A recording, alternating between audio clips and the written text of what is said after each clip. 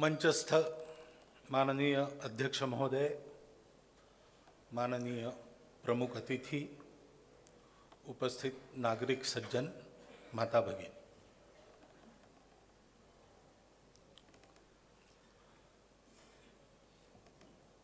पूजनीय बाला साहब के जन्मशती के आरंभ दिवस पर और पूजनीय डॉक्टर बाबा साहब आम्बेडकर के जन्म के 125वें वर्ष के चलते नागपुर नागरिक सहकारी बैंक के संचालकों ने इस वार्षिक व्याख्यानमाला के प्रारंभ के व्याख्यान के लिए सामाजिक समरसता यह विषय चुना, इसलिए मैं उनका अभिनंदन करता हूं। इस विषय पर अपने देश में गत कई दशकों से या यूं कहे कि कई शताब्दियों से अलग अलग प्रकार से लगातार प्रयास होते आ रहे हैं, परंतु उसके सफलता के परिचय स्वरूप समाज में विषमता का उन्मूलन पूरी तरह से हुआ है, ऐसा आज भी नहीं कह सकते। और ये जगत प्रसिद्ध सत्य है कि जिस देश को, जिस राष्ट्र को, जिस समाज को उन्नति करनी है, उसको एक होना, संगठित होना, ये अनिवार्य शर्त है। अब्राहम लिंकन का सुप्रसिद्ध वाक्य है, the house divided against itself cannot stand. एक ही समाज के लोग आपस में इस प्रकार विषमता का व्यवहार करें, विभाजन का व्यवहार करें, दोनों की स्थितियां, दोनों का स्थान एक समाज के होने के बाद भी इतना अलग अलग ऊपर नीचे हो, ये जिस समाज में होता है उस समाज को उन्नति की आशा नहीं करनी चाहिए। और इसलिए प्रगति की पूर्व शर्त जो एकता है, उस एकता की पूर्व शर्त समता है।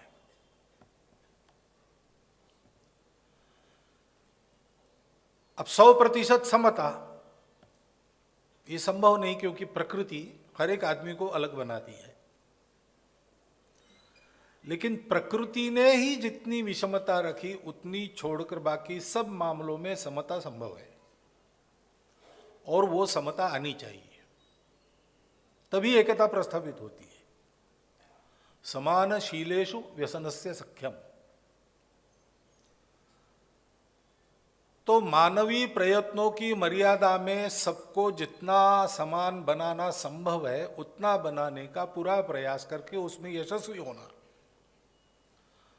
तो फिर सामाजिक एकता ये मूर्त होगी, और एकता मूर्त होने के बाद ही देश का भाग्योदय होगा।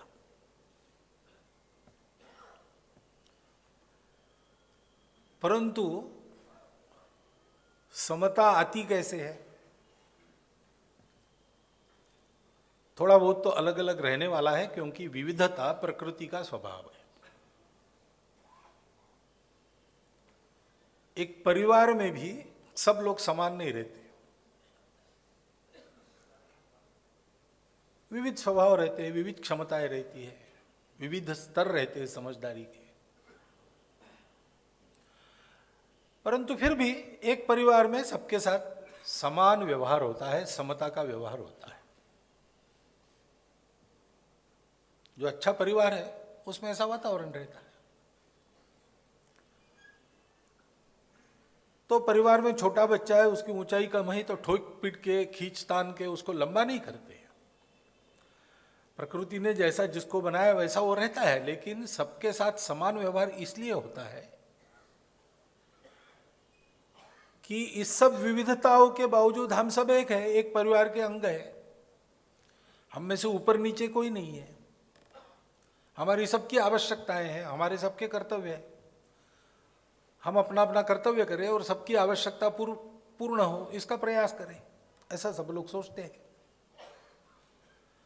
वो जिस कारण सोचते हैं उस मन के भाव को समरसता कहते हैं। विविधता प्रकृति का गुण है और वो गुण अपने संपूर्ण वैशिष्ट्य के साथ भारत में प्रकट हुआ है। यहां सब प्रकार की विविधता है, भाषा, खानपान, देवी देवता, पंथ संप्रदाय, जाति, उपजाति, सब प्रकार से हमारे यहाँ पर विविध लोगों का समूह एक समाज में दिखाई देता है। परंतु ये सब विविध होने के बाद भी हम सब एक हैं।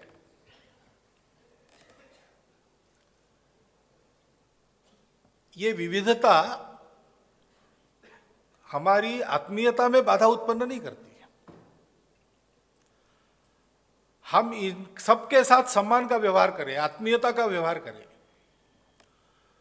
जो मिलेगा वो सब लोग बांट कर खाएं, किसी को कम किसी को ज्यादा ऐसा नहीं, सब अपनी आवश्यकता पूर्ण कर सके और सब अपने कर्तव्य करें। ये बात संभव कैसे होती है? इसको संभव करने का प्रयास बहुत प्रकार से आज तक दुनिया में हुआ है, ये संभव नहीं हुआ है।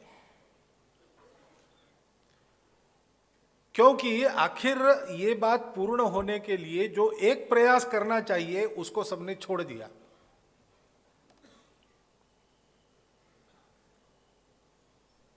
और इसलिए ये बात संभव नहीं हो पाती है।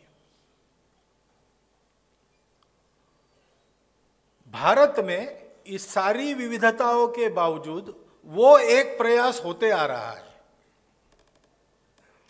और इतनी सब विविधताओं के बावजूद उसमें से एक एकता उत्पन्न होती है।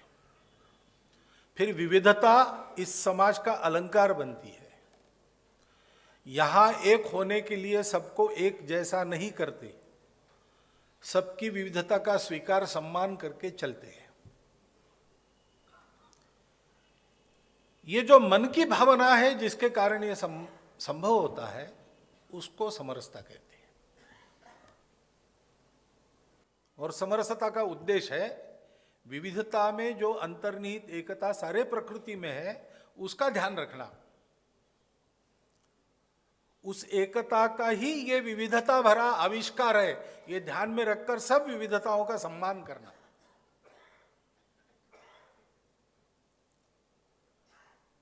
परंतु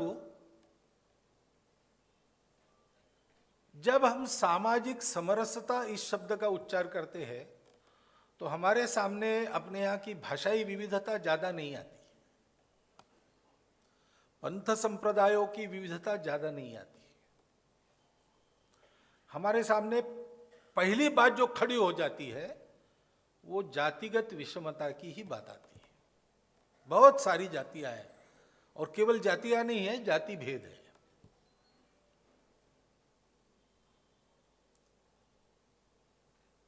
उस जाति भेद का उन्मूलन कैसे हो?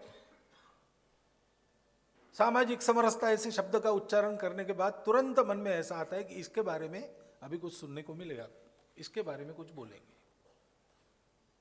ऐसा क्यों है? तो ये जो एक विविधता का विषय है, अनेक जातियां, उसके बारे में अपने यहां पर ये इतिहास है कि भेदपूर्ण व्यवहार हुआ है। सामाजिक समरसता का विषय अगर हमको ठीक से समझना है तो अपने मन में, अंग्रेजी में जिसको कहते निगेशन, वो निगेशन का भाव निकाल देना पड़ेगा। नहीं नहीं, हमारे यहाँ ऐसा कुछ हुआ ही नहीं। कभी कभी ऐसा होता है, जब ये विषय निकलता है जातिगत विषमता का तो हमारे यहाँ कुछ ऐसा हुआ ही नहीं और ये सब है लेकिन वो भाव नहीं है। ऐसी तरह तरह की वकालत होती है, उसके भी कारण है। वो होनी नहीं चाहिए लेकिन होती है, उसके भी कारण है। ऐसा लगता है मुझे मालूम नहीं, क्योंकि ये वकालत होने के दिन भी बहुत पीछे छूट गए। मैं जिस वातावरण में बड़ा हुआ उसमें इसकी वकालत कोई करता नहीं है। जिस समय में मैं बड़ा हुआ हूं उस समय में भी मैंने इसके बारे में ज्यादा नहीं सुना है, लेकिन पहला ऐसा होता था। क्योंकि इस जातिगत भेदभाव के व्यवहार ने समाज को बांट के रख दिया। केवल इतना ही नहीं, तो अपने ही समाज के घटकों से पशुवत व्यवहार करने वाला एक समाज, ऐसी हमारी प्रतिमा सामने लाने का प्रयास करने का अवसर सारी दुनिया को इससे मिला। और जिनको इसका लाभ लेना था उन्होंने लाभ लेना शुरू किया।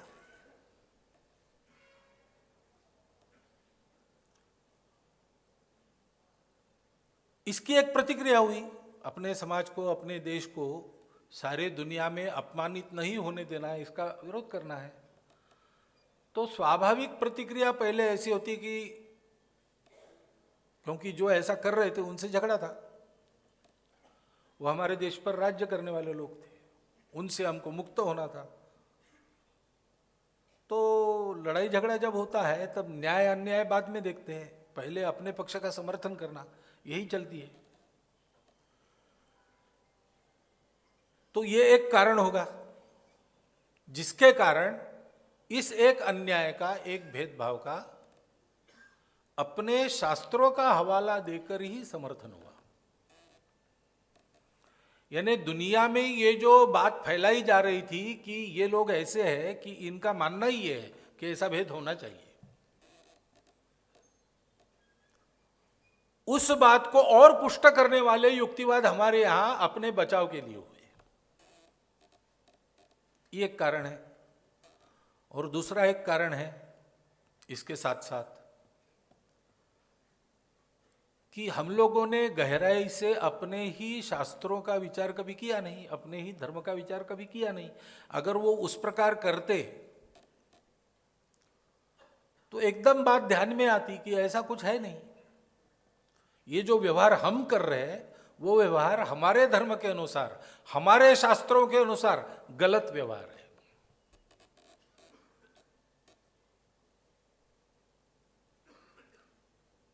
डॉक्टर बाबा साहब आम्बेडकर ने एक प्रश्न पूछा कि आप धर्म यानी क्या समझते हैं? धर्म यानी मूल्य है कि उन मूल्यों के आधार पर जो एक आचरण की परंपरा अब बनी है उसको आप धर्म मानते हैं? कर्मकांड को धर्म मानते हैं? कोड की वैल्यूज, ऐसा उन्होंने पूछा अंग्रेजी में। उन्होंने कहा मैं कोड को धर्म नहीं मानता, मैं वैल्यूज को देख के धर्म का तय करता हूं। वैल्यूज के आधार पर यह आचरण गलत है, यह अधर्म है, धर्म नहीं है।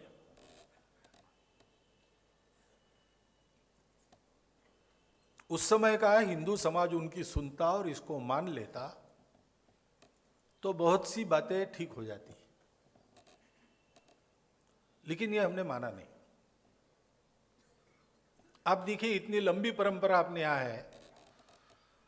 ये जो हिंदू धर्म कहते हैं या सब भारतीय धर्म कहते हैं, उनके मूल में एक आधार है कि सत्य एक है और दिखने वाली सारी विविधता उस सत्य का आविष्कार है। अब वो सत्य चेतन है कि जड़ है, इसके बारे में मतभेद है, दर्शनों के अलग अलग निवेदन है। परंतु एक से अनेक हुआ है और अनेकता में विचरण करो उसको संभालते हुए, लेकिन एकता की ओर बढ़ो, यही सबका संदेश है। दर्शन सब हमारे यहाँ के, हमारे सब पंथ संप्रदाय जहां प्रारंभ होते वहां धारणा एक है, बाद में फिर वो सत्य कैसा है, उसका स्वरूप क्या है, वो जड़ है कि चेतन है, ईश्वर है कि नहीं है, आत्मा है कि नहीं है, पुनर्जन्म वगैरह सारी बातें वो करते करते फिर अलग अलग हो जाता है सबका कहना। लेकिन ऐसा करते करते फिर ऐसा है, इसलिए आचरण कैसा करना है, इस बात पर जब आते हैं तब हमारे यहाँ के सब पंथ संप्रदाय, सब दर्शन एक ही प्रकार की बात बताते हैं, एक ही प्रकार की बात बताते हैं। न हमने दर्शन की उस मूल स्थापना का ध्यान रखा, न हमने उस स्थापना से सिद्ध होने वाले आचरण का ध्यान रखा। हम पुस्तकों में पोथियों में चलते रहे, ऐसा हुआ। और इस बात को जब दुनिया देखने लगी तब बचाव में अथवा हमारे अज्ञान के कारण हमने ऐसा किया। और इसलिए स्वामी विवेकानंद ने ये कहा है, वो प्रश्न करते हैं कि क्या धर्म की योग्यता का मूल्यांकन आज के विज्ञान में उस विज्ञान के प्रमेयों की सत्यता असत्यता परखने के लिए जो कसौटियां लगाई जाती है उन्हीं कसौटियों के आधार पर करना चाहिए? आगे वो कहते हैं कि मेरा उत्तर है हाँ, उन्हीं कसौटियों के आधार पर अपने धर्म का भी पुनर्निरीक्षण करना चाहिए और उस कसौटियों पर जो टिकने वाला है वो रखना चाहिए। जो उस कसौटियों पर टिकने वाला नहीं है, उनका शब्द है, वो कहते हैं वो कचरा है, वो जाना चाहिए और जितना जल्दी जाएगा उतना अच्छा। पूजनीय बाला साहब ने जब वसंत व्याख्यानमाला के भाषण में ये कहा कि if untouchability is not wrong, nothing is wrong, अस्पृश्यता अगर गलत नहीं है तो कुछ भी गलत नहीं है, और it should go out lock stock and barrel, जड़ मूल से उसको छोड़ देना चाहिए, उसको बाहर जाना चाहिए। जब उन्होंने ये कहा तो उनका भी मतलब यही था। परंपरा में पिछले 2000 वर्षों में जो कुछ अपने देश में होता आया है धर्म के नाम पर, वो सब धर्म नहीं है, ये हमको पहले मानना पड़ेगा। और इसलिए हमारे इतिहास में हमारा जो आचरण रहा है उसमें भेदभाव हुआ है, ये भी हमको मानना पड़ेगा। ये जब हम मानेंगे तब समरसता के विषय को हम समझ सकेंगे।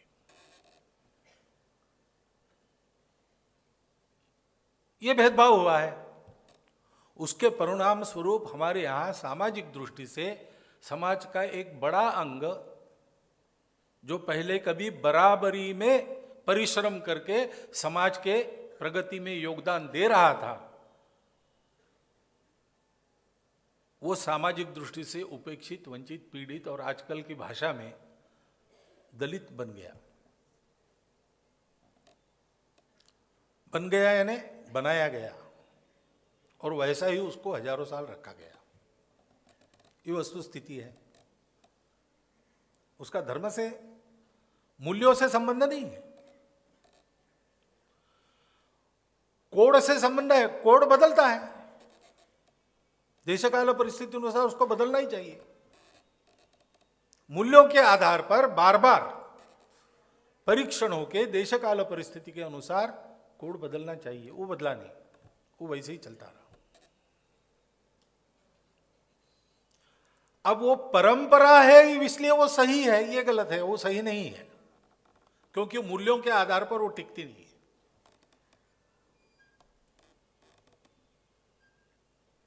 पुराणमित्येव न साधु सर्वम न चापि काव्यम नवमित्यवद्यम संतः परीक्षान्यतरत भजन्ते मूढ़ पर प्रत्ययनेय बुद्धि। ये भी सुभाषित बाला साहब ने उसी भाषण में उद्धृत किया था। पुराना है इसलिए सब कुछ अच्छा है और जो नया है वो सब कुछ त्याज्य है, ऐसा नहीं है। परीक्षा करो। ये परीक्षा हमने 2000 वर्षों में की नहीं, और परिणाम ये हुआ कि मूल्य छूट गए, परंपरा चलती गई, रूढ़ी बनी और गले का फांस बन गई।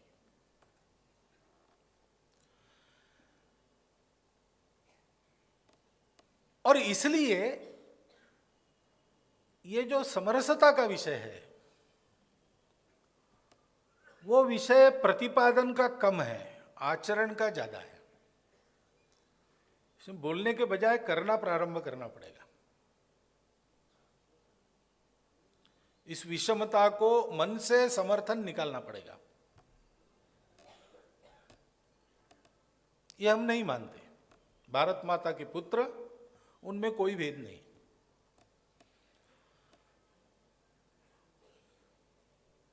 जाति है, एक वास्तव है, आज भी है, लेकिन वो व्यवस्था है क्या? ऐसा कुछ नहीं। वो अब है एक जिस घर में जन्म हुआ उस घर का सब कुछ अपने को चिपकता है, ये भी चिपकता है। लेकिन कुछ अंतर है, कुछ अंतर नहीं। भारत माता के सब पुत्र है समान, समान है इसलिए मानो और समानता का व्यवहार करो, ऐसा हमको चलना पड़ेगा। समरसता के विषय में प्रबोधन बहुत आवश्यक है, लेकिन वो प्रबोधन केवल भाषणों से होने वाला नहीं है। भाषण बहुत हुए इस पर, वैसे आज के विषय पर मुझे भाषण करने की आवश्यकता ही नहीं। सामाजिक समता और हिंदू संगठन, ये जो बाला साहब का भाषण है, वो अगर आप पढ़ लेंगे, छोटा सा है, पढ़ने में ज़्यादा समय नहीं लगता, ध्यान देकर पढ़ेंगे तो अधिक से अधिक 2 घंटे में आप पढ़ लेंगे उसको। उसमें सारी दिशा, संघ का विचार, हम कैसा सोचते, सब साफ है।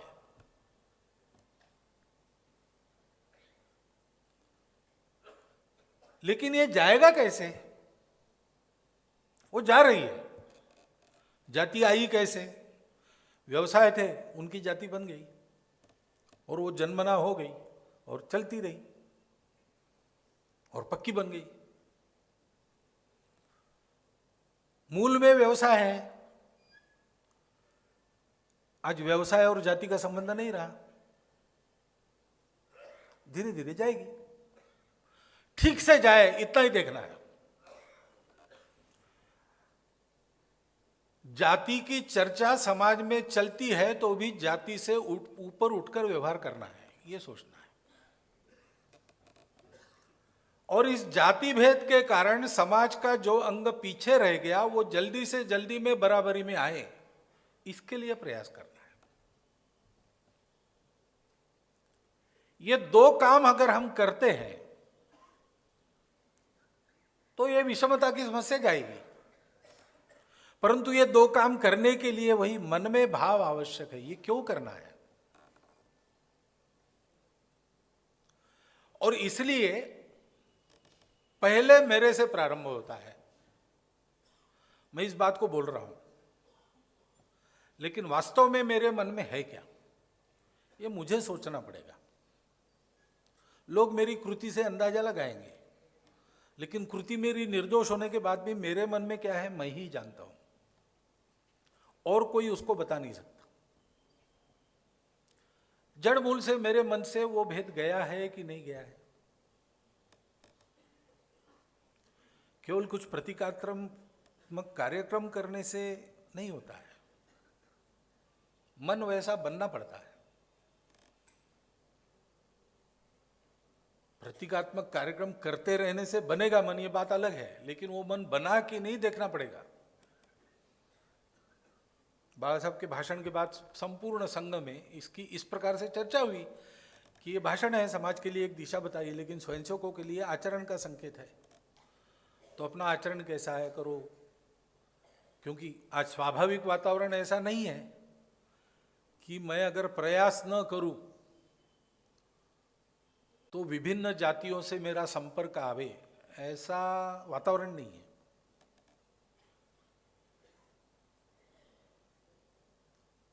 सबके अपने अपने अलग मकान हैं, अलग बस्तियां हैं, और आजकल विकास हो रहा है तो अलग अलग बाजार भी हो जाता है, अलग अलग सिनेमा टॉकीज तक सब अलग हो जाता है। तो मुझे जाना देखना मौका ही नहीं, मेरा जीवन चल जाता है उसी दायरे में। पढ़ने के लिए जाता हूँ, ऑफिस के लिए जाता हूँ, स्वाभाविक दृष्टि से मेरी जाति के लोग इकट्ठा आ ही जाते हैं मेरे पास, या मैं उनके पास चला जाता हूँ। मैं अगर प्रयास न करूं तो ये अपने से टूटने वाला नहीं है, ऐसी स्थिति है। और इसलिए स्वयंसेवकों में चर्चा चली कि हमको जरा आगे होकर इसका प्रयास करना चाहिए। प्रवास में हमारा भोजन कहाँ रखेंगे? महाराष्ट्र जैसे प्रांतों में ज़्यादा समस्या नहीं है, इसका कोई विचार नहीं करता, जो कार्यकर्ता है उसके यहाँ रहता है। लेकिन किसी किसी प्रांत में ये रूढ़ी की पकड़ ज़्यादा है, तो वहाँ बिना अधिकारियों के बताए वो कार्यकर्ता ही सोच लेते कि इनको कहाँ भोजन कराना, कहाँ नहीं कराना। तो थोड़ा इसके ऊपर उठकर हमने देखना कि हमको कहाँ भोजन करना है। तो हमारे एक विभाग कार्यवाह ने अनुभव बताया कि इसलिए मैंने प्रवास में तय किया कि कार्यकर्ताओं में जो ऐसे समाज में जिनको तथाकथित अस्पृश्य कहा जाता है, उसी कार्यकर्ता के यहाँ जाके मैं भोजन करूंगा। मेरे घर में 3 पीढ़ी से किसी ने किया नहीं, 3 पीढ़ी का मुझे मालूम है, उसके पहले से चला होगा, लेकिन 3 पीढ़ी से किसने किया नहीं है। अब मैं प्रारंभ करता हूं। माता जी मेरी इसके विरुद्ध है, लेकिन मैं नहीं मानूंगा। उसने किया शुरू, अभी भी करता है। लेकिन उसने पहला अनुभव बताया कि पहली बार जब मैं गया तो मैंने तय किया था, मुझे ये विषय पूर्ण, मैं स्वयंसेवक हूं, मैं मन से मानता हूं, और इसलिए मैं गया, भोजन करने के लिए बैठा। पहले 2 कौर गले के नीचे उतारने के लिए बहुत परिश्रम करना पड़ा, ऐसा उसने कहा। एक तो मन की बात है, दूसरी आदत की बात है। आदत 2000 वर्षों की लगी है, उसको भी छोड़ना पड़ेगा। मेरे से प्रारंभ करना पड़ेगा। मुझे यह सोचना पड़ेगा कि मेरे मित्रों में हिंदू समाज के सब वर्गों के मित्र है कि नहीं, उनके साथ मेरा व्यवहार स्वाभाविक है नहीं कि नहीं, कि उनके साथ व्यवहार करते समय मैं कॉन्शियस हूं। तो कॉन्शियस हूं, मेरे मन में वो है कि इसको इसलिए मैंने मित्र बनाया, इसको इसलिए मित्र बनाया, तो मेरे व्यवहार में अंतर आ जाता है।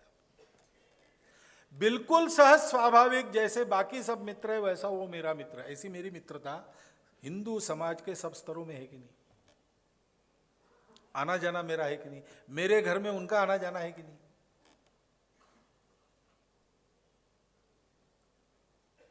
हजार भाषणों से ज्यादा असर एक कार्यकर्ता के व्यवहार का होता है, समाज के एक व्यक्ति के व्यवहार का होता है। और इसलिए अपने से इस बात का प्रारंभ करना पड़ेगा, क्योंकि इसके बारे में प्रबोधन, कम से कम यहां बैठे हुए हम लोग जो भाषण सुनने के लिए जाते हैं, ऐसे लोगों को समाज के वो प्रबोधन सहज उपलब्ध है, उनका बहुत बार हुआ भी होगा।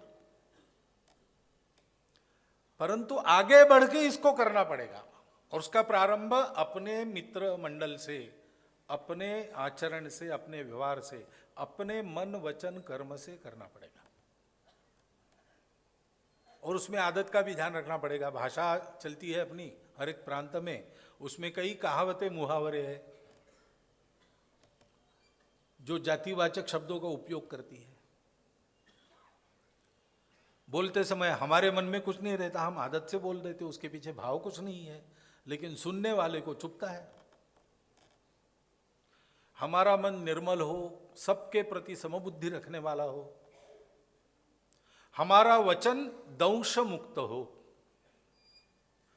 जिन बातों से दंश होता है दूसरों को, उन बातों को हम न कहे। अपने बोलने का भी विचार करना पड़ेगा। कई मुहावरे कहावतें हमारे आदत में, वो उनको छोड़ना पड़ेगा, देखना पड़ेगा। हमारे अपने जो आदर्श महापुरुष है उनको हम विशेषण लगाते हैं, पूजनीय वगैरह, अन्य महापुरुषों को लगाते समय आदत से नहीं लगाते, भाव कुछ नहीं होता उसके पीछे। लेकिन समाज देख रहा है, सुन रहा है, तो वो उसको पकड़ लेता है। ये आदत की बात है, इसको भी ठीक करना पड़ेगा, करना ही पड़ेगा।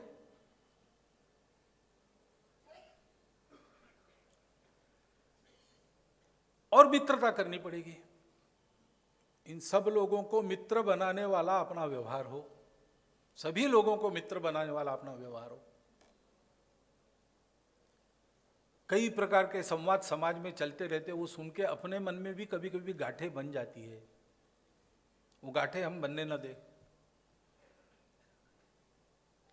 तो हमारा ये जो प्रत्यक्ष कर्म है, प्रत्यक्ष व्यवहार है, वो इतना सरल सहज हो सकता है। मेरे अपने जीवन में यह बात दिखनी चाहिए। जीवन में एक पहलू है मेरा व्यक्तिगत जीवन, दूसरा पहलू है मेरा परिवार, मेरा कुटुंब। उस कुटुंब में भी इस प्रकार का वातावरण हमको लाना पड़ेगा। 2 शब्दों का उपयोग मैंने किया, परिवार और कुटुंब। समानार्थी शब्द इस नाते ही हम उपयोग करते हैं, लेकिन उसकी अलग से भी व्याख्या हो सकती है। कुटुंब है जो रक्त संबंध से बनते हैं, वैवाहिक संबंधों से कुटुंब बनते हैं, लेकिन उस कुटुंब को चलने में जिन जिन का हाथ लगता है उनको मिला के परिवार बनता है। ऐसा हम मानकर हम प्रयास करें कि अपना कुटुंब है वो परिवार बने। हमारे घर में काम करने के लिए कोई आता है या कोई महिला आती है, ठीक है, वो आजीविका के लिए काम करती है, हम उसको पैसा देते हैं, लेकिन इससे बढ़कर अपना संबंध आगे जा सकता है क्या? वो हमारे इस विस्तारित कुटुंब की घटक यानी परिवार की घटक बन सकती है क्या? अपने घर के पर्व त्योहारों में हम जैसे अपने रिश्तेदारों को सम्मानपूर्वक बुलाकर अवभगत उनकी करते हैं, वैसे इनको भी हम कभी अनुभव दे सकते हैं?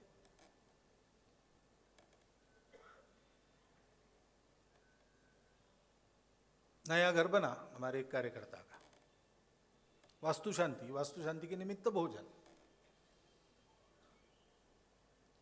तो फिर लोग पूछने लगे कि कब है, कितने लोगों को। उन्होंने कहा कि आप सब कार्यकर्ता लोग हो ना, उनके लिए कभी बाद में करेंगे, अभी पहले हमारे जरा परिवार का कार्यक्रम हम करने वाले हैं। परिवार के कार्यक्रम में हम संघ चालक जी को बुलाने वाले हैं। संघ चालक जी ने बाद में बताया कि परिवार यानी अपने जितने रिश्तेदार थे उनको तो बुलाए ही उन्होंने,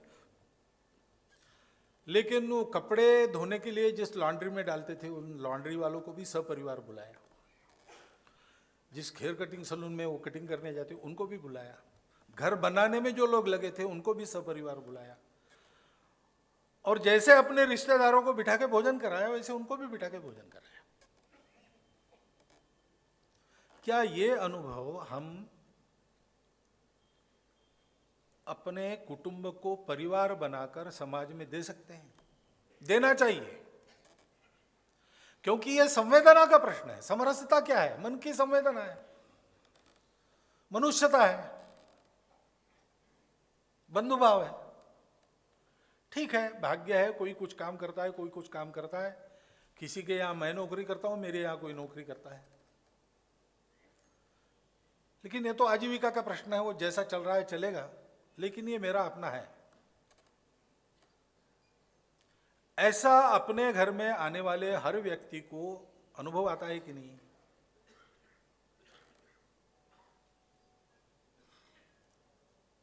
कि पोर्च तक किसी को प्रवेश, बरामदे तक किसी को प्रवेश,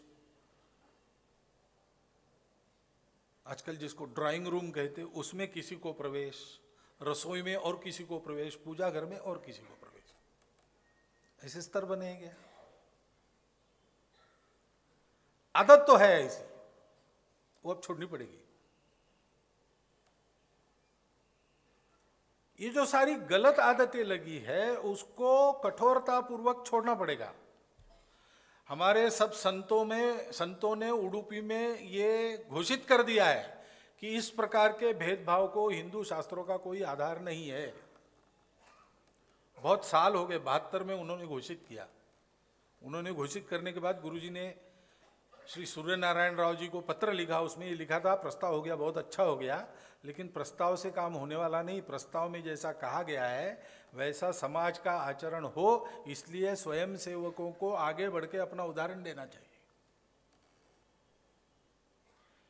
क्योंकि ये बोलने का मामला है ही नहीं, ये करने का मामला है। क्या हम अपने परिवार में ऐसा अनुभव दे सकते हैं? नई पीढ़ी अपने घर में जो तैयार हो गई है, कम से कम उनको इन सारी रूढ़ी कुरीतियों से मुक्त रखकर व्यवहार करना सिखा सकते हैं, बाहर नहीं सीखेंगे। यशवंतराव केलकर हमारे कार्यकर्ता थे, बहुत लोगों ने सुना है उनका नाम। तो उनके 2 बालक जब स्कूल में गए तो फॉर्म भरना पड़ा, उसमें जाति पूछी गई, इनको पता ही नहीं था जाति क्या है, घर में मालूम नहीं। तो घर आकर पूछने लगे जाति क्या होती है, हमको क्या लिखना है? माता पिता को स्कूल में जाके समझाना पड़ा, तब भी फॉर्म में जाति लिखना बचा कि नहीं बचा मुझे मालूम नहीं। बाहर नहीं होगा, अपने घर में हमको लोगों को बच्चों को इस प्रकार आदत लगानी पड़ेगी।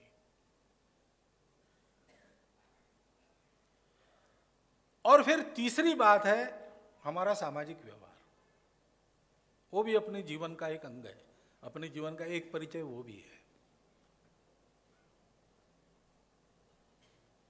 उसमें सबसे पहले दो शब्द आते हैं, रोटी व्यवहार, बेटी व्यवहार। अब परिस्थिति के दबाव में रोटी व्यवहार तो होता ही है, लेकिन वो दबाव में होता है, सहजता से होता है क्या? बचपन में विद्यालय हमारा, मैं जहाँ पढ़ता था, हमारी एक वन विहार का कार्यक्रम, हम सब गए उसमें।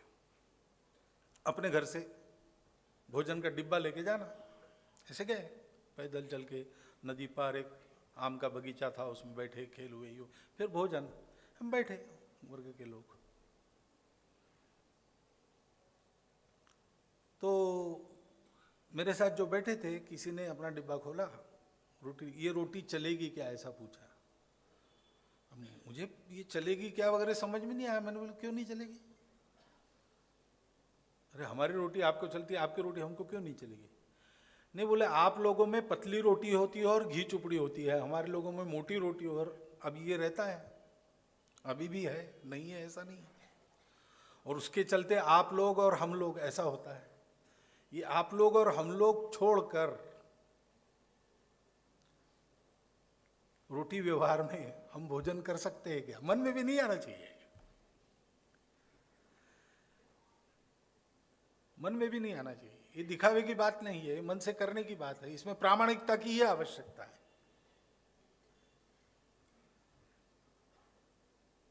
बेटी व्यवहार की बात, वो जरा ज्यादा कठिन इसलिए है, कठिन है और कुछ कठिनाई नहीं है उसमें, लेकिन विवाह बंधन में वधूवर की अनुरूपता, दोनों परिवारों की अनुरूपता, उनकी एक दूसरे के प्रति सहमति, ये भी देखना पड़ता है। इसलिए उसको कानून बनाकर थोप नहीं सकते, वो मन से होनी चाहिए। लेकिन ऐसा जब होता है तब हम लोग उसके पक्ष में खड़े होते हैं कि नहीं होते हैं? हमारी भूमिका क्या रहती है? अब हो रहा है समाज में, जीवन की पद्धति जैसे बदल रही है, उसमें ये भी बंधन धीरे धीरे टूट रहा है। जब टूटता है तो वो जल्दी टूटे और ठीक से टूटे, ये हम देखते हैं कि उस टूटने के विरोध में खड़े हो जाते हैं अपनी पुरातन कल्पनाओं के कारण। महाराष्ट्र में जो शायद 1942 में पहला अंतरजातीय विवाह, क्या है, गोळे और दो परिवार थे, एक परिवार गोळे था और एक परिवार था, उसमें पूजनीय गुरुजी का संदेश गया था। और उसमें उन्होंने ये कहा था कि अंतरजातीय विवाह आप लोग कर रहे हो और वो केवल शरीर का विचार करके नहीं कर रहे हो, तो समाज में ये भेद समाप्त हो, इसलिए उदाहरण रखने की भावना आपके मन में है, इसलिए मैं आपके इस विवाह का अभिनंदन करता हूँ। गुरुजी ने 1942 में ये कहा है। आज हमारी निस्संदिग्ध रूप में 4 लोगों में इसको कहने की तैयारी है कि नहीं? ये करना पड़ेगा। समाज में ऐसे अनेक प्रश्न खड़े हो जाते हैं, तब हमारी भूमिका कैसे रहती है? भावनाएं भड़कती है, विषमता गई नहीं, इसलिए एक एक विषय को लेकर पार्टियां बन जाती है। ने राजनीतिक दल की बात नहीं कर रहा हूं मैं, समाज में धड़े खड़े हो जाते हैं। उस भावना के आवेग में न बहते हुए उचित अनुचित का विचार करके सामाजिक समता समरसता को प्रस्थापित करने वाले का ही हम समर्थन करें, उसी पक्ष के समर्थन में हम खड़े रहे और समाज के दो फाड़ न होने दे, ऐसी हमारी भूमिका रहती है कि नहीं? जिन विषयों का हमारे दैनंदिन जीवन में संबंध नहीं आता उनके बारे में तो ठीक है, ये साहस हम कर भी लेते होंगे, लेकिन आरक्षण जैसा विषय है, सीधा अपने से संबंधित है, अपने बालकों से संबंधित है। मैं आरक्षण मैंने कहा तो पत्रकारों के कान खड़े हो गए होंगे, लेकिन उस समय भी मैंने क्या कहा, किसी ने मूल से पढ़ा है ऐसा नहीं लगता हमको। संघ की इसमें जो भूमिका है उसी का मैंने प्रतिपादन किया। सामाजिक भेदभाव जब तक है तब तक सामाजिक आरक्षण चलेगा, ये संघ का कहना है। और सामाजिक भेदभाव समाप्त हुआ, अब आरक्षण निकालो, ये उनको कहना पड़ेगा जो सामाजिक भेदभाव के शिकार है, तब होगा। यह संघ की पहले से भूमिका है। बाला साहब ने तो पत्र परिषद में भी कहा है,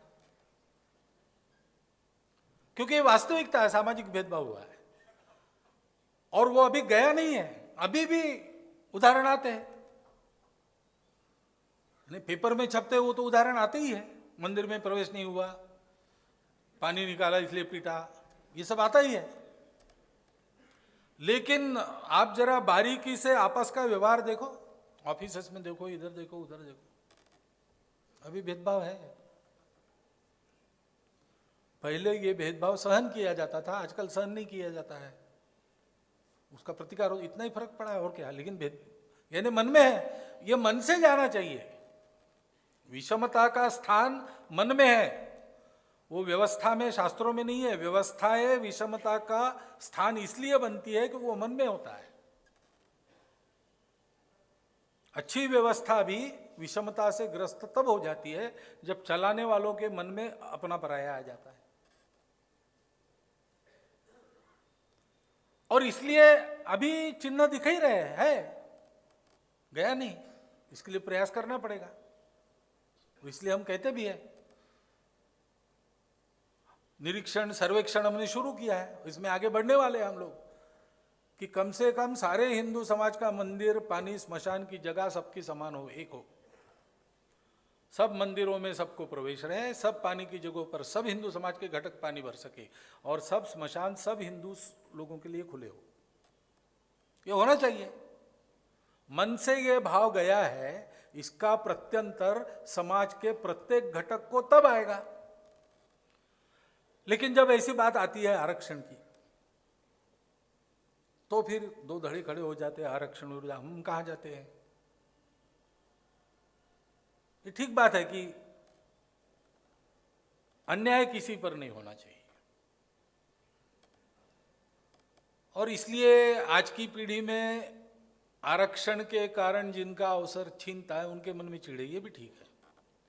परंतु अगर हम एक समाज है तो क्या हम ये विचार नहीं कर सकते कि आज तक 1000 वर्ष, 1500 वर्ष, 2000 वर्ष जिन्होंने सहन किया, सहन ही करते आए, और क्या, सब सहन करके भी हिंदू समाज के अंग बनकर रहे। थोड़ा बहुत प्रतिकार हुआ, बगावत की भाषा हुई, कुछ कृति हुई तो पिछले 100 साल में हुई, उसके पहले तो ऐसा नहीं था। इतना सब सहन करके सब प्रसंगों में हिंदू समाज के साथ खड़े रहे, देश के लिए लड़े, सब कुछ सहन किया। 1000 साल उन्होंने सहन किया, हम 100 साल सहन नहीं कर सकते। करना चाहिए, करना चाहिए। दीनदयाल जी और नानाजी देशमुख संघ में काम करते थे, उस समय राजनीति में नहीं गए थे। तब की एक घटना बताते हैं स्वयंसेवक, कि देहातों में से पैदल जाना था और जाते समय पैर गलत पड़ गया तो गिर गए, दीनदयाल जी अंदर गड्ढे में एक। तो वो ऊपर आने की राह स्वयंसेवक देख रहे, नानाजी देख रहे ऊपर खड़े होकर। तो दीनदयाल जी ने स्वयंसेवक को कहा, भाई हाथ दो। और बाहर आने के बाद उन्होंने कहा कि देखो, गड्ढे से बाहर निकलने के लिए मैंने अपने पंजे पर मैं खड़ा रहा, एड़ियाँ ऊंची की, हाथ ऊपर किया, और तुम झुक गए और मेरा हाथ पकड़ के मुझे खींच लिया। ये दोनों बातें जब इकट्ठा होती है, ऊपर वाला झुकता है और नीचे वाला उठता है, तब समाज की उन्नति होती है। समाज के उन्नति का यही शास्त्र है। अब नीचे वाला अगर हाथ ऊपर कर रहा है और उठने की चाह रख रहा है, तो ऊपर वाले अगर एक समाज के हम हैं तो एक कर्तव्य है ना हमारा झुकना, कर्तव्य है, वो करना चाहिए। दिल पर पत्थर रखकर कहना चाहिए, थोड़ा हमने भी सहन करना चाहिए। कुछ नहीं बिगड़ता। ऐसा विचार हम क्यों नहीं करते? ये समझना पड़ेगा।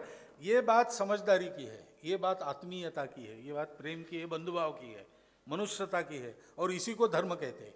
धर्म की जो इथिक्स है, धर्म की जो मूल्य है, वैल्यूज है, वो यही है। सत्य, ज्ञान, प्रेम और करुणा, इन तत्वों के आधार पर जो नहीं खड़ा है वो धर्म नहीं है। और इसलिए अपने सब पंथ संप्रदायों में अपने अपने तत्व ज्ञान को धम्म, धर्म ऐसे ही शब्द दिए। ये शब्द विदेशी भाषाओं में नहीं है, ये शब्द भारत की भाषाओं में, भारत की पंथ संप्रदाय में है। इन मूल्यों के आधार पर अगर विचार करते हैं तो ऐसे प्रसंगों में हम कहाँ खड़े होते हैं ये ध्यान में आएगा, हमको कहाँ खड़ा होना चाहिए ये ध्यान में आएगा। ये हमारा सामाजिक कर्तव्य है, उसको करना पड़ेगा। विषमता का राक्षस उसके सिवाय नहीं भागेगा। महापुरुषों की जयंतियां वगैरह वगैरह सारे कार्यक्रम अपने यहां चलते हैं। अब दुर्भाग्य इस विषमता के चलते हमने भी उनको जातियों में बांट लिया है। किसकी जयंती कौन करता है ये ध्यान में आता है। उनका उपदेश, उनका जीवन पूरे समाज के लिए था। उनके लिखे ग्रंथ पूरे समाज में पढ़े जाते हैं, उनके लिखे काव्य सारे समाज में उसका पारायण होते रहता है। लेकिन उस महापुरुष को भी हम उसकी जाति से ही देखते हैं। भारत की आध्यात्मिक परंपरा में ईश्वर को देखने वाला, अनुभव करने वाला, या ईश्वर जो नहीं मानते सत्य को अनुभव करने वाला कोई संत ऐसा नहीं है जिसने इस प्रकार की जातिगत विषमता का समर्थन किया हो। एक भी संत ऐसा नहीं है। कोई लड़ा नहीं, लेकिन समर्थन किसी ने नहीं किया। ये पक्की बात है। तो हम कैसे उनको बांट रहे हैं जातियों में? इन सब की जयंतियां, पुण्यतिथियां मिलकर होनी चाहिए, कार्यक्रमों में जाना चाहिए। वाल्मीकि जाति का एक भी बंधु जहां नहीं रहता, ऐसे बस्ती में भी वाल्मीकि जयंती होनी चाहिए। क्यों नहीं होनी चाहिए?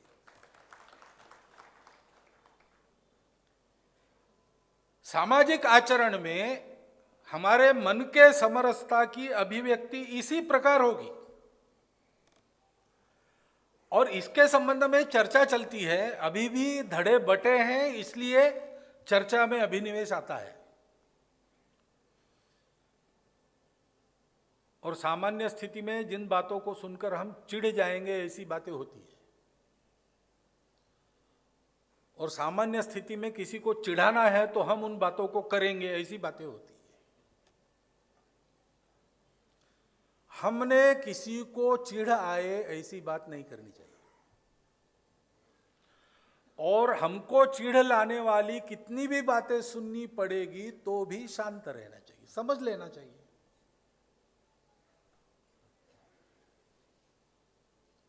जिसको कुछ सहना पड़ा है उसकी भड़ास निकलेगी, निकल जाने दो, है तो अपना ही ना। घर में कभी कभी ऐसा होता है, कोई बहुत संतप्त हो जाता है और जो मिलेगा उसको डांटता है, बड़ा होगा तो उसको झपड़ मारता है। तो लोग क्या करते हैं? गृहत्याग नहीं करते, उसको घर छोड़ने के लिए मजबूर नहीं करते, वो उसका राग शांत होने देते, क्रोध शांत होने देते, बाद में फिर जो बात करनी है वो करते हैं। हम अगर एक घर के लोग हैं, हम अगर भारत माता के पुत्र हैं, हमारा ये अगर रिश्ता है, हम अगर परस्पर आत्मीयता से जुड़े हैं, तो हमको भी सहन करना, समझ लेना सीखना चाहिए। एक बौद्ध भिक्षु कई साल पहले, मैं नागपुर का प्रचारक था तब आए थे। वो सिखाते, गीत वीत सिखाते थे बच्चों को। तो उन्होंने एक जगह भाषण में ऐसा कहा कि धर्म यानी क्या है। उनको संघ भी मालूम था और संघ के वो प्रशंसक थे। तो धर्म यानी क्या है, संघ यानी क्या है, बस 2 शब्द है मराठी में बोलते थे। समजून घ्या यानी राष्ट्रीय स्वयंसेवक संघ, समजून घ्या यानी धम्म, ऐसा वो बताते। ये जो एक दूसरे के अंतर को समझने की, भाव को समझने की बात है, वो अगर मन में है तो इन कृतियों से अपनी कृति प्रभावित नहीं होती, अपना रवैया प्रभावित नहीं होता। ये समझ लेना चाहिए।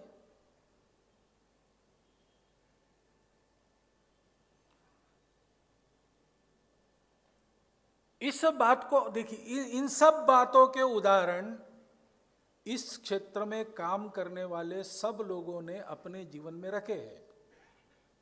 अपने विचारों को लेकर वो चले, अपने विचारों पर कायम रहे, लेकिन समझ लिया,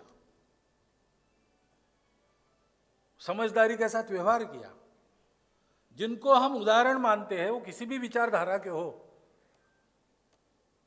सारे देश में जिनकी उदाहरण के नाते मान्यता बनी है या बन रही है, उन सब के जीवन देखो, उनके वचन देखो, आपको ये सब बातें उनके करने में दिखेगी। अपने अपने विचार को लेकर पूर्ण दृढ़ता के साथ प्रयास करते हुए भी ये बातें उन्होंने रखी है, अपने आचरण से रखी। दुर्भाग्य है, उन्हीं को लेकर हम आपस में लड़ते रहते हैं। उन्होंने तो हमको लड़ना नहीं सिखाया, आपस में लड़ना नहीं सिखाया, सत्य के लिए लड़ना जरूर सिखाया है, लड़ना है।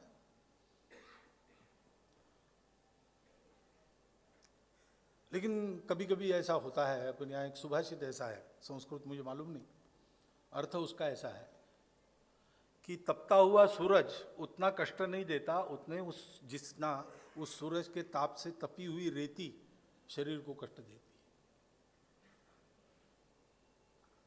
तो हम सब लोग रेती होने के बाद भी सूरज के ताप से ज्यादा न तपे, इतना ध्यान में रखना पड़ेगा, और कुछ नहीं।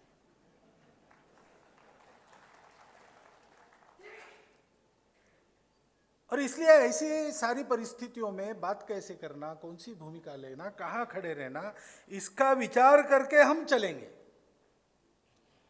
तो सामाजिक समरसता का प्रत्यक्ष आविष्कार सामाजिक जीवन में भी सब घटकों की अनुभूति में आएगा। आज ये अनुभूति देने की आवश्यकता है सारे देश में, सर्वत्र। विचार बहुत हो गया, भाषण बहुत हो रहे होंगे, होते रहेंगे, वो होने दो, वो भी अच्छा है, उसमें से प्रबोधन होता है, लेकिन अध्ययन भी करना चाहिए ना। क्या कहा डॉक्टर बाबा साहब आम्बेडकर ने अपने पूरे जीवन में जितने विषयों के बारे में जो जो विचार प्रकट किए, क्या कहा है उन्होंने? हम अध्ययन करें, अध्ययन करें तो आपको एक दूसरे बाबा साहब नजर आएंगे। उनके समकालीन लोगों ने तो उनको प्रत्यक्ष देखा था, इसलिए ज्यादा कठिनाई नहीं थी, उनका बोलना उनके समझ में आने में कोई दिक्कत नहीं थी। अब वो नहीं है, अब हम उनको केवल उनके विचार उस समय क्या व्यक्त हुए थे, कैसे थे, हमको समग्र पढ़ना पड़ेगा, किस मनोभूमिका में, किस विचार के अधिष्ठान पर कब बाबा साहब ने क्या बोला, ऐसा हमको देखना पड़ेगा, अध्ययन करना पड़ेगा।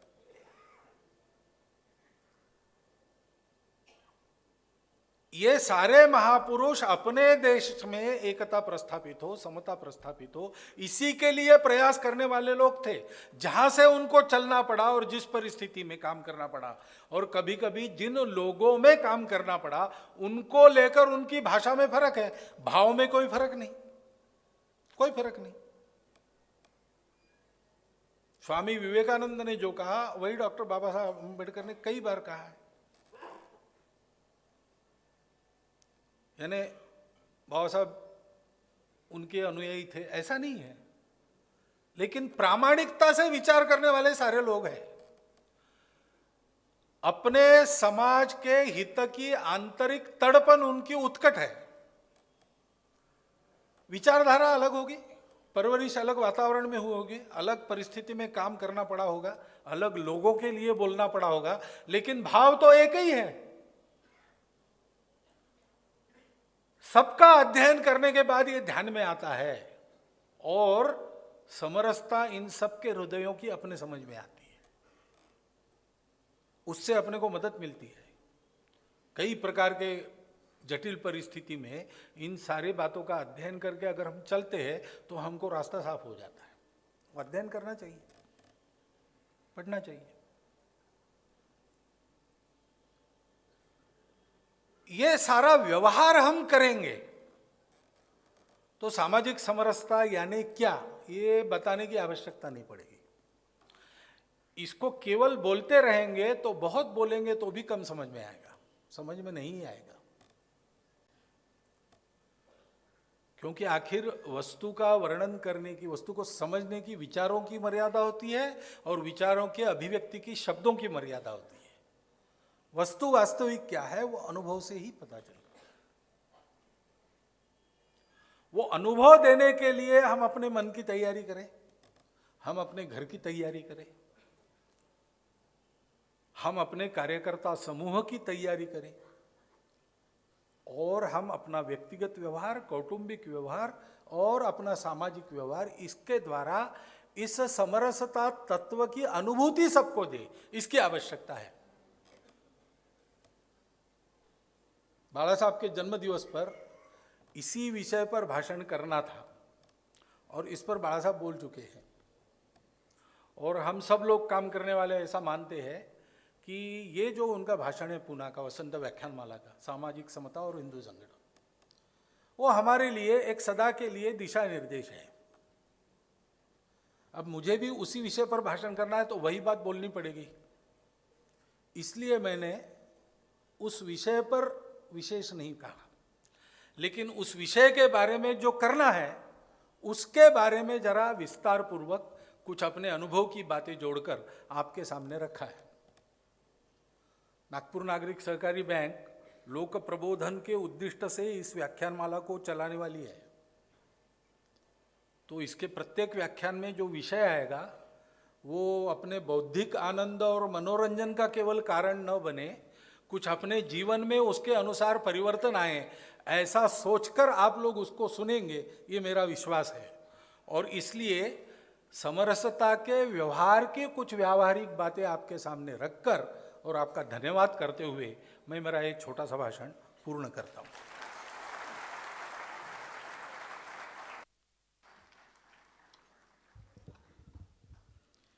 हिंदी